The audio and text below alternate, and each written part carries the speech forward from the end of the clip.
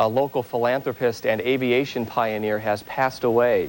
92-year-old Richard Henson died last night at his home in Salisbury.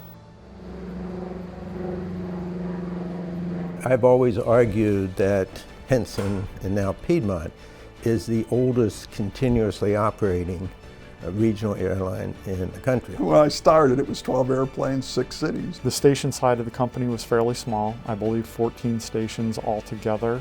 I've seen this company grow through different types of category airplanes. I think the one thing that's concerning is that I'm still here and a lot of those aircraft have come and gone. And it's just been awesome to watch the opportunity and see the growth of this company move forward. It's amazing how where it is today after 60 years later. You know, the strength of our company is our culture. No matter if a person left here 20 years ago, you see him and it's like yesterday. That is what makes us stronger, and that's what's going to continue us to give us another 60 years. Said we started off Henson with 14 stations. Look at us now, right? It's really a remarkable history.